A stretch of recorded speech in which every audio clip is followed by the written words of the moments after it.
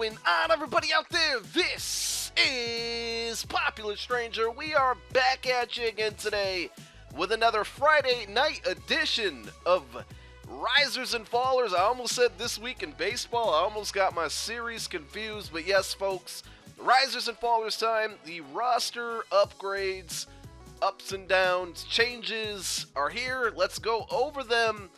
A big week last week, and they followed it up with some other big names going up and down. Some very interesting changes, some that we did predict in yesterday's video, and some that I really didn't see coming. We also got some good flashbacks this week, and we'll go over those, especially me being a Rockies fan, some of the ones that they came out with, though I know I will never get those cards. So let's go over the updates. As always, guys, you can go to daddyleagues.com and check out all of these updates. They're available very, very early Friday mornings, or you can go on your console over to the roster update section.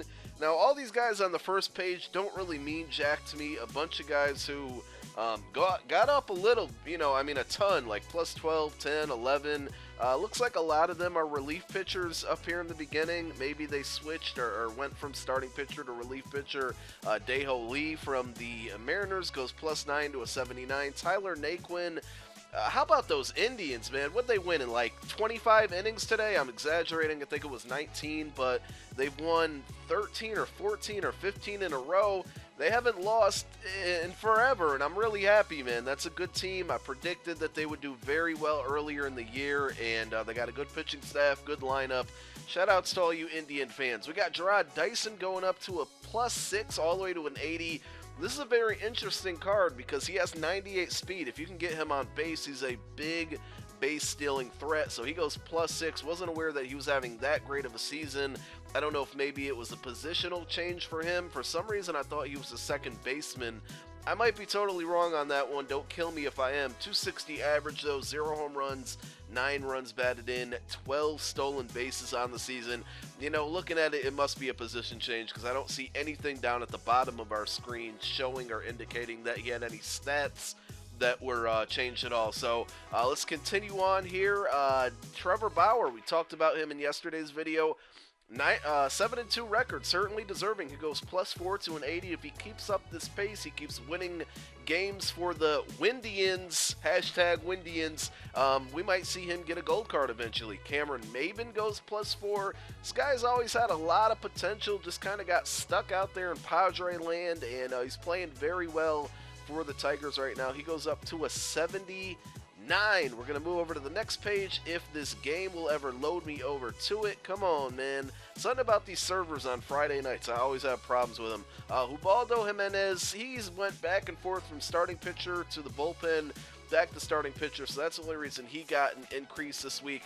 Chris Bryant, we predicted him in yesterday's video. I said the devs always seem to go crazy when these big market team players have a huge week, like Corey Seager a couple weeks ago. Now, I haven't paid attention to him a ton. I'll see him this weekend because the Rockies have a series against them, but Seager had that huge week. They gave him like a plus 4, plus 5. I don't know what he's really been doing since then. I haven't really heard his name. Maybe he's hit a couple home runs there, here and there, but same thing with Chris Bryant. Huge week. He's a named player in a big market. They just went ahead and gave him plus 2.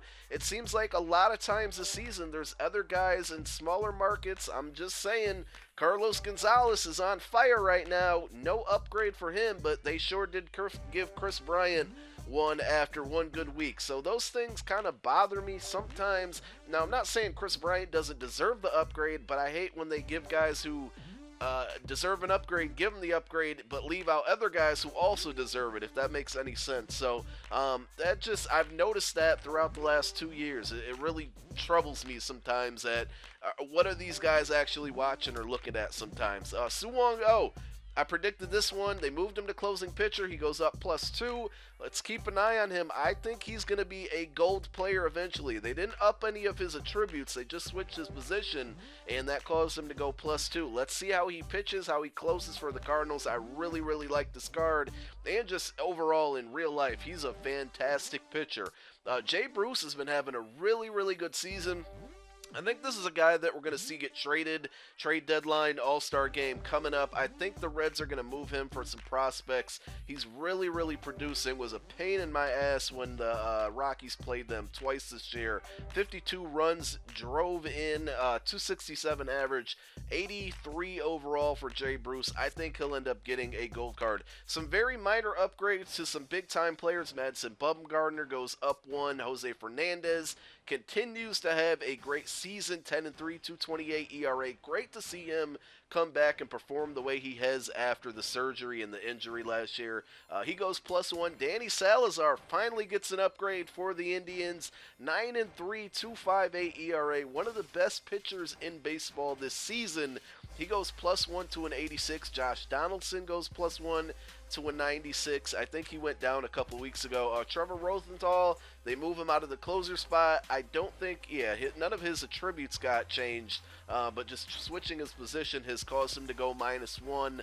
And a couple other big name players. David Price, I'm happy I didn't pull the trigger. I almost bought this card. I'm happy that he got a downgrade because this means his price is going to go down a bit. And this is actually a card that I think is still a safe buy. If you can get him at 12,000 stubs, he's got the potential, he's got the skills, he's got the ability to get that upgrade and go back up to a 93. Similar to a Zach Greinke sitting there at 91 as well. A very, very safe buy because the card is still going to be good in game, and he has that potential to go back up. So if you got the stubs and needed a pitcher, maybe check out David Price. Buy low and sell high is always the best way to make stubs in this game. Patrick Corbin really struggling this year, disappointing. He started off at like an 87 this season, and he's a 79 overall, probably a silver now. I can't remember if 79 would make him a silver, but I'm pretty sure it does. I don't think there's any other huge upgrades or downgrades this week. Not a ton, like I said, after last week's huge upgrades and blockbuster upgrades and downgrades. Very, very not a lot of movement, I guess is what I'm trying to say. So they did add some new flashbacks. You guys know that this screen takes forever to load up for whatever reasons on Friday nights, but we're going to try to take a look at the brand new flashbacks.